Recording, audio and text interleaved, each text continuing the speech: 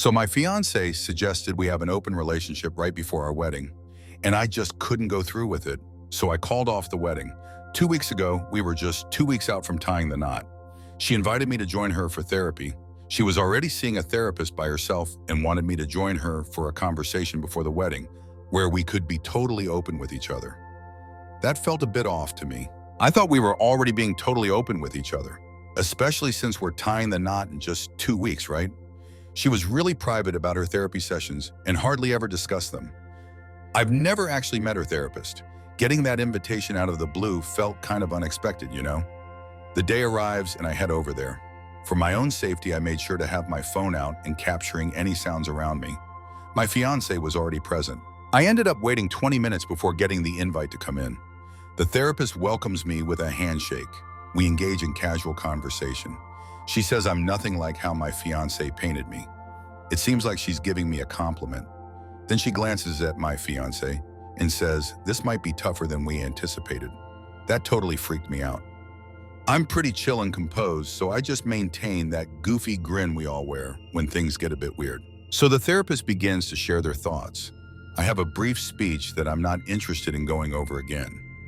My fiancé holds my hand while the therapist explains that we live in a modern world and that my fiancé envisions a non-traditional marriage for us going forward. I grin, but honestly, I'm not quite sure what that means. In my head, I'm pondering that she might want to discuss how she refuses to be subservient to her husband, how she won't compromise her career, and so on. Empowerment for the win. Nope, she's actually saying that once we tie the knot, she wants the freedom to hook up with other guys. The alternative kind of union. I totally lost track of time. I can't believe it's already 2018. She really cares about me, and I know she wouldn't feel okay with me enjoying the same perks. She'd be absolutely crushed if she knew I've found other women attractive, worrying that one of them might take me away from her. I just sat back and let them wrap up their conversation. They were super fluent, and their confidence just kept growing as they talked, likely boosted by my silence and the fact that I wasn't chiming in at all. This was clearly something they practiced beforehand. I asked the therapist if she has her license. Her reaction clearly showed that this was not what she anticipated as the first thing I would say. She said yes. I asked her to break the news to my fiancé about why we're calling off the wedding and ending our relationship right away. I wished them the best of luck and then made my exit from the office. I need to file a report against the therapist. I'm uncertain whether I should report her to the clinic or if there's a governing board that oversees therapists. I really doubt they're trying to corner me in a professional way, and I want her to face consequences for her misconduct. I really didn't vibe with that session. Just to clarify, there was no way this conversation between my fiancé and the therapist could have ended positively for me. Even if she desired a totally open marriage, allowing me to be with other women, my feelings would have remained unchanged. That's not a marriage, it's just a facade. It hits me that she could have been unfaithful. With this newfound clarity, I'm noticing that some things just don't add up. I guess I was just being naive. I checked out the recording, and I'm still in disbelief over what was said. So I decided to call off the wedding. I'm pretty chill, and I don't get into conflicts because I'm just not looking for them. My life is all about sticking to principles and using common sense, so there are no conflicts or enemies here. That probably made my ex think she could just walk all over me like I'm some kind of doormat, but honestly, she's foolish for believing that. After going through the recording a few times, I'm pretty sure the therapist picked up on the fact that I'm not the way my fiancé probably portrayed me in their sessions. So it looks like this might be tougher than we anticipated. With the wedding off the table, folks are beginning to pry into things I'd rather keep to myself. What's the best way to figure out this, C? I'm pretty certain my ex is trying to cover her tracks, but I've got the recording. If she crosses the line, I won't hesitate to share what she really wanted to discuss.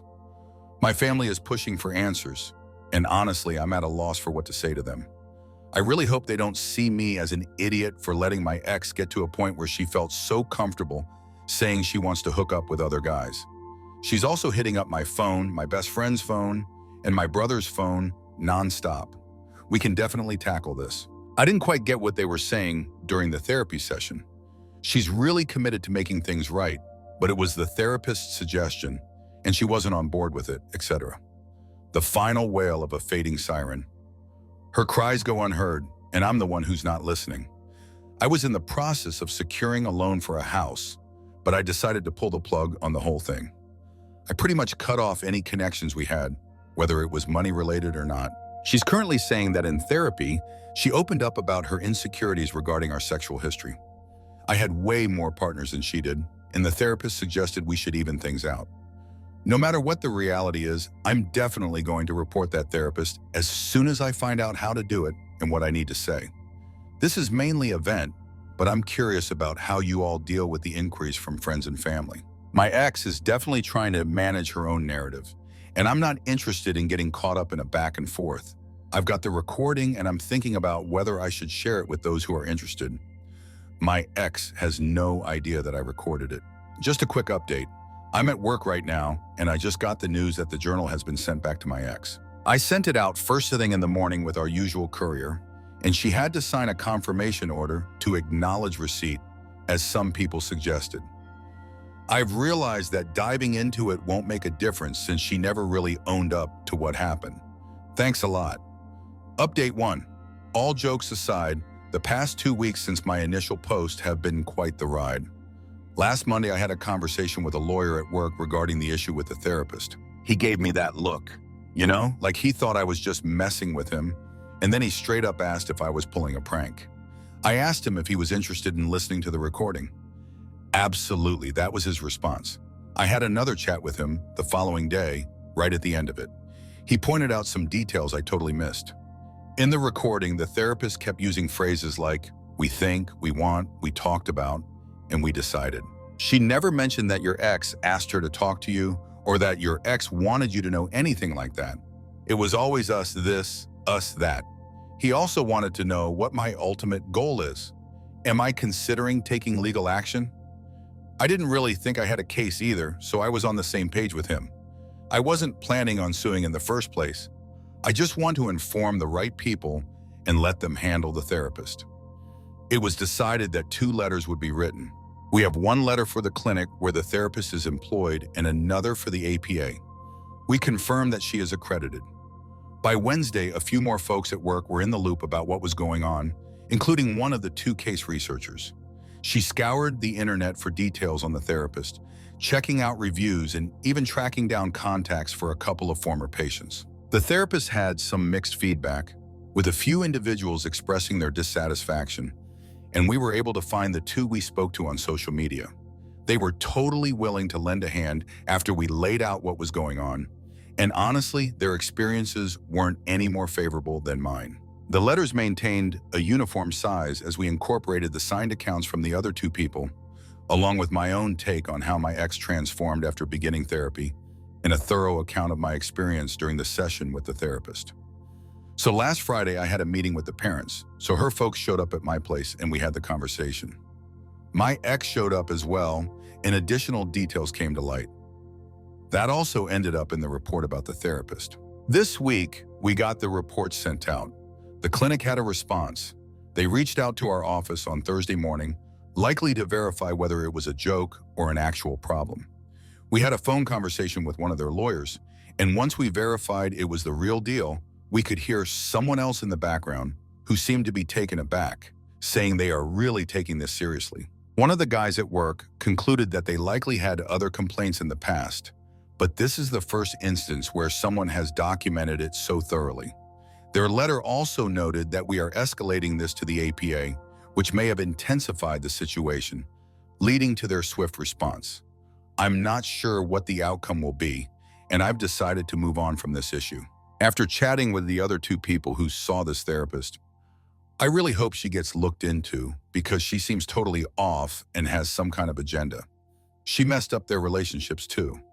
Just to clarify, one of the people involved was a woman, so it was my ex along with her folks. So last Friday, my parents hit me up and asked if I could swing by for a visit after work.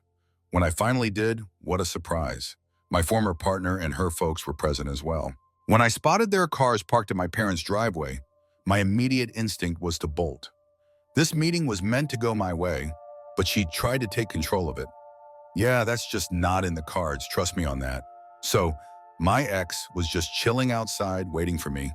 She looked absolutely stunning. She was exactly the kind of girl you'd want your parents to meet. She mentioned that they want to chat with me and figure out if we can sort this out. Her parents, to be specific.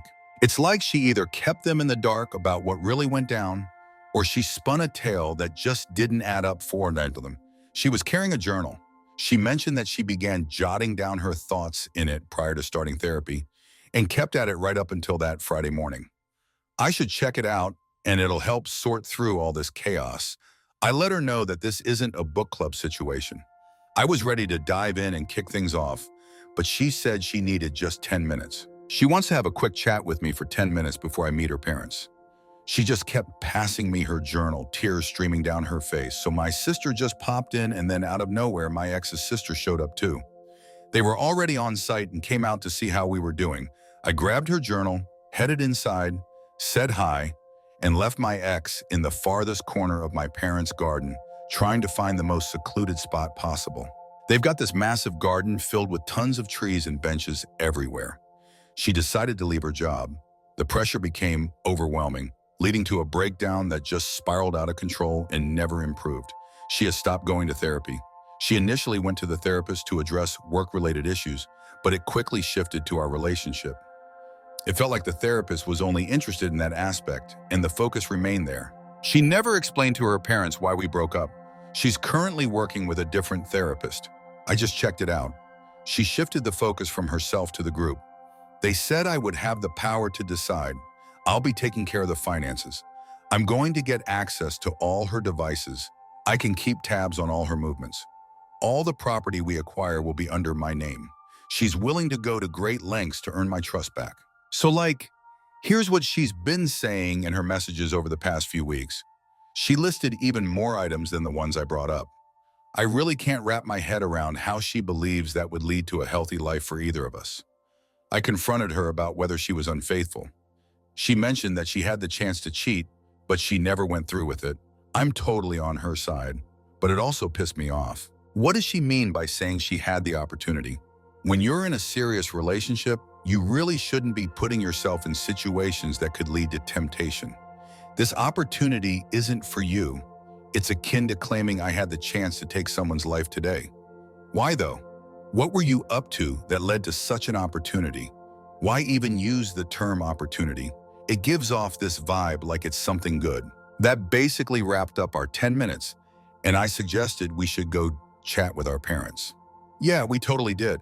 I told our sisters to back off since it wasn't their business what we were about to talk about. My sister complained and grumbled, but a house built from stone can withstand hurricanes, and she definitely wasn't one of those. I shared my experience, detailing what went down during the therapy session and my determination moving forward.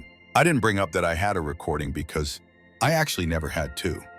My ex totally backed up everything I mentioned, and honestly, I didn't see that coming. Seeing her father with teary eyes totally shattered me. Her mom was like, "Is this really how you think we raised you?" and wanted her to explain herself. My ex pretty much shared the same narrative with them. Work-related stress, feeling down, feeling overwhelmed. Therapy, huh?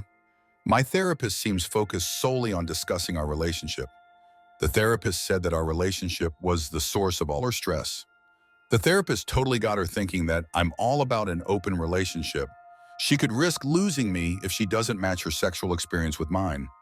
How my response pulled her out of her funk.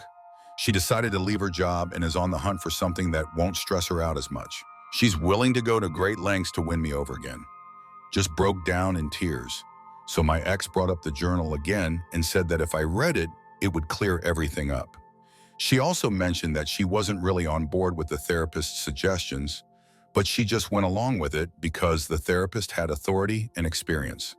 My parents gave me a look, and I explained that I don't read someone's private journal unless it's from a deceased poet. Huge mistake, honestly. I wanted to point out that when a well-known writer or leader keeps private journals, those writings often turn into literature, and they typically get published after the person has passed away. Honestly, I just wish they'd pick up on the fact that I'm not interested in reading her journal, since it wouldn't really matter to me. What's done is done. It felt like everyone was staring at me, thinking I wanted my ex to meet a grim fate. The tension was palpable, almost suffocating. So I was like, okay. And I promised I'd check out her journal. Sometimes you come out on top, sometimes you don't, and then you throw in a few missteps and things just get worse. So my ex has started seeing a new therapist now. She shared the emails with her parents that confirmed her appointments. He's this older guy, sporting a white beard that totally reminds you of Freud. I looked him up online, and it turns out he's married, goes to conferences, and has written a few books that are available on Amazon. Ha ha ha. He seems like a pretty interesting guy. Can you all figure this out? This was the second thing that really got under my skin that day. It's like we're supposed to just accept what the grown-ups say without question. We're still figuring things out when it comes to our emotions, and it's definitely not up to us to determine what counts as an unforgivable betrayal. We're just kids, so let's figure this out together. I managed to regain some footing after that comment about the Dead Poets Society from earlier, and that's how the day wrapped up. We've been in each other's lives for 9 years now, and we've been a couple for 5 of those years. Even if there are valid explanations for her actions, how can you return to the way things were before? This was hardly a reset at all. My perspective on my ex has totally shifted. She turned into someone I know so much about, yet feel so distant from. Absolutely, I still think she's attractive. She looked absolutely stunning last Friday. It was incredible. Absolutely true. Honestly, it was pretty calculated, and I won't pretend otherwise. Hairstyle just how I love it, the dress I picked out for her, those shoes that are my favorite, a touch of the perfume I gave her, and so on.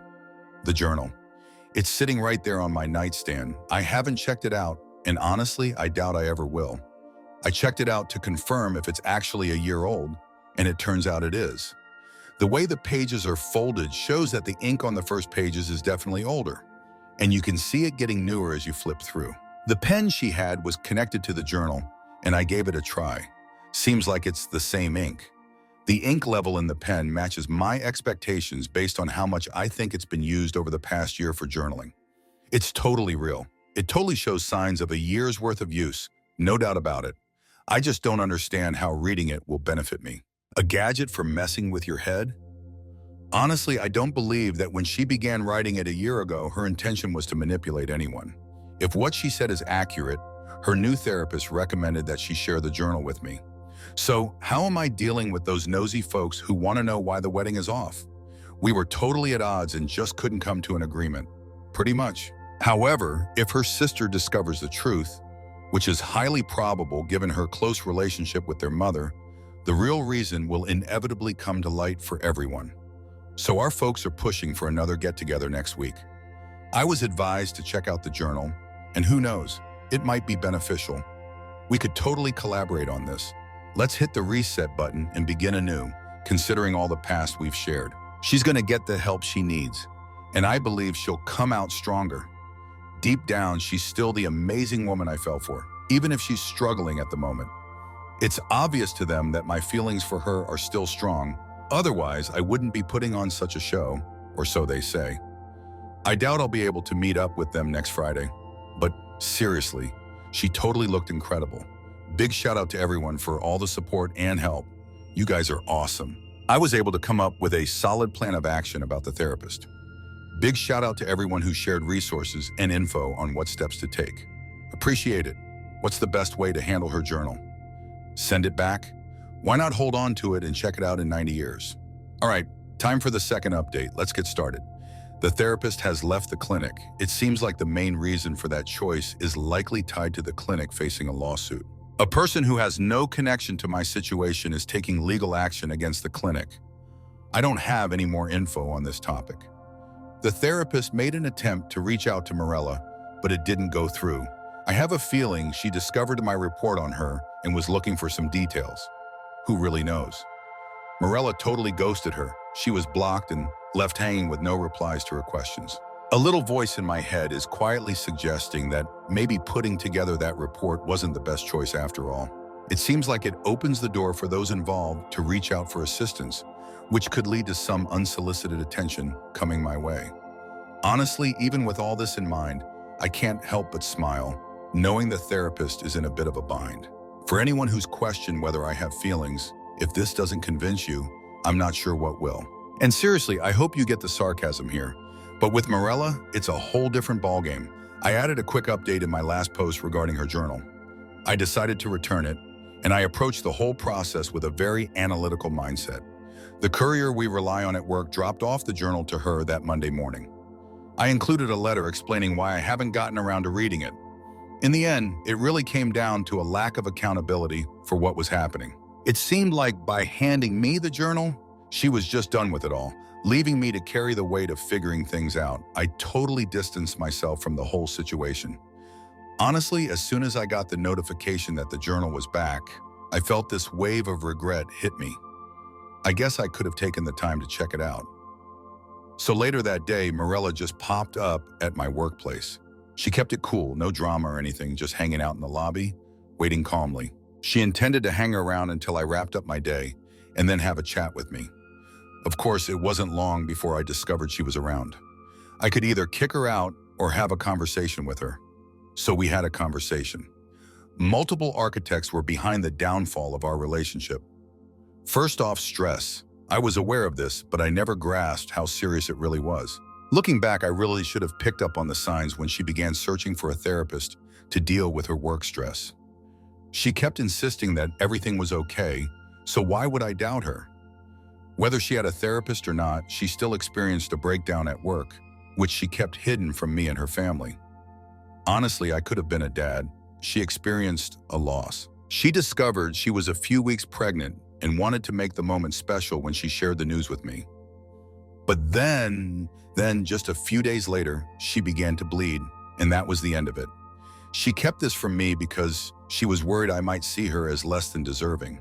She understands my deep desire to become a father, and she reasoned that this would provide me with ideas since she can't have kids. This idea is completely ridiculous. Third on the list, folks. I've been pretty open in the comments about having friends in open relationships. Join in on that, friend. She reached out to Morella nearly a year back and asked her to grab lunch. She wasted no time venting her frustrations about her failed marriage to Morella. Her husband and I share a similarity. We've both had way more partners than our significant others. For me, it was 26 past partners, while my friend's husband had an astonishing 70. Right after they tied the knot, he pushed for an open relationship, and she's been unhappy ever since. It seems like Morella was on a similar path if she didn't keep an eye on me.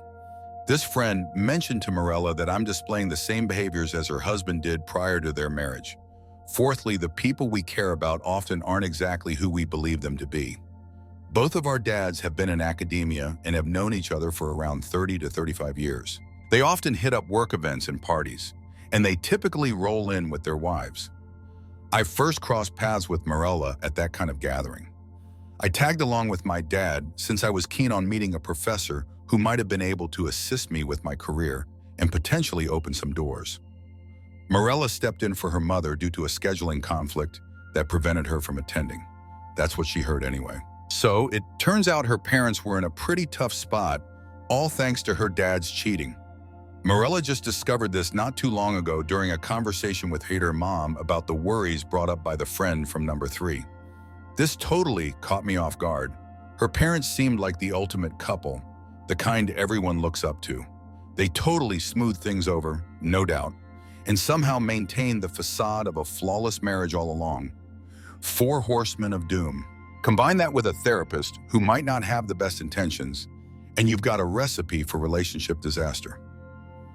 The therapist was really excited to help me set up my open relationship. She backed up everything her friend mentioned. Guys like me just can't settle for one woman, you know? I'll definitely be on the lookout for more down the line. The only solution to my cheating urges is for Morella to be with other guys, at least until we balance things out. I'll definitely be opposed to it, but that's okay. If I truly care about Morella, I'll get it. This concept had multiple dimensions. It'll fix my cheating ways, show how much I care about her, and ultimately make our relationship stronger. This plan was bound to flop, and I believe this is precisely what the therapist was aiming for. Our relationship definitely wouldn't have made it, but what the therapist didn't see coming was just how quickly I would respond. This is where my thinking is at the moment. Throughout the week, we connected every day, and she addressed all my inquiries. It was obvious that while I was ready to call it quits, she felt completely differently, prepared to battle like never before if it meant preserving what we have together. So, at the end of the week, I had to head out to another city for work stuff, and I ended up being away for a whole month. What started as a 2-week trip ended up getting stretched for another 2 weeks. More billable hours, LOL. Before I bounced, I passed Morella a copy of the therapy session recording. She was aware I had it. It was one of the first topics I brought up when she arrived at my workplace on Monday. It seems like that recording really hit her hard. Her recollection of the therapy session was a stark contrast to what the recording captured. It seems like she finally got the reason behind all my actions and behavior toward her. Everyone at home was aware of my work trip, so for the next 3 weeks, I was completely on my own. Just want to be left alone. It was amazing. A bunch of folks in the comments said they'd grab a beer with me if I ever found myself in their city. I brought someone along for the ride. It was my first encounter with someone from the community. Honestly, I'm just a regular person, haha. They were truly amazing individuals. During the 4th week, Morella dropped by for a visit. For the last 3 weeks, we kept the conversation going, discussing a range of topics, but it always circled back to us. A significant problem needed to be addressed. So, after tying the knot, we had this plan to jet off to France for a couple of weeks, like a honeymoon adventure. We couldn't manage to do it right after the wedding, so we scheduled it for 3 months later. And it was on the way. We had the plane tickets, non-refundable. How is it even fair that companies can get away with this? We secured the hotel bookings. What we lacked was each other. During that 4th week, we had more conversations and decided to head to France together, just as friends. I can totally picture the eye rolls happening as you read that last sentence. France was absolutely incredible. Traveling to a place like that really makes you see how the US feels stuck in the past. When you hit up a museum, the Americans are super easy to spot right away. Learning how to act in different countries should definitely be a required class in our education system. We came back from France as a couple. This was completely unrelated to the enchantment of Paris. It's definitely going to take some time. We're not quite where we used to be. There's definitely some work ahead of us. Here are a few things we've come to an agreement on, not in any specific order. She's on the hunt for a new gig, something with way less stress involved. We've decided that our friends in open marriages are a negative influence, and we're cutting ties with them. We're both really into the name Morella, and our first daughter is definitely going to have that name. Thanks, France. It's absolutely unacceptable to keep something as significant as a miscarriage from your partner. I'm really angry about this situation. We're totally getting a puppy and a kitten. She's planning to stick with her current therapist for the time being. When we finally tie the knot, it's going to be all about us. Intimate gathering, just us and our closest family. Looks like Italy is next on our travel list. Well, I guess this isn't the thrilling news that everyone was hoping for. I've seen a lot of requests for an update, and if you were hoping for anger, bitterness, or payback, I'm sure there's a scenario out there where all of that could happen. But like I mentioned from the start, I didn't have any hatred towards Morella. I was just looking out for myself, plain and simple. Back then, it seemed like her actions were pointing in a direction that totally contradicted what I believed we had both agreed on. For anyone fretting about her mental state, there's really no need for concern. After the effects of her therapist's influence wore off, she pretty much went back to being herself again. These events definitely leave a mark, but she's in a really solid spot right now. Don't forget that she gave me the reins on the finances, allowed me to keep tabs on her location constantly, and provided me with unrestricted access to all her devices, among other things. Honestly, I wasn't really into that lifestyle, but it felt like they were just grasping at straws to keep the conversation going. We totally agree that being transparent with our devices is important. And just to clarify, we've always been open about this, so nothing is really going to change on our end. When it comes to our finances, we'll stick to our usual approach and keep sharing them. Big shout out to everyone who has engaged with me in the comments and slid into my DMs. Appreciate it. I got some really helpful advice from a few of you, and I can't thank you enough for it. Creating these posts and engaging with all of you has been a real form of therapy for me, serving as a great way to relieve some pressure.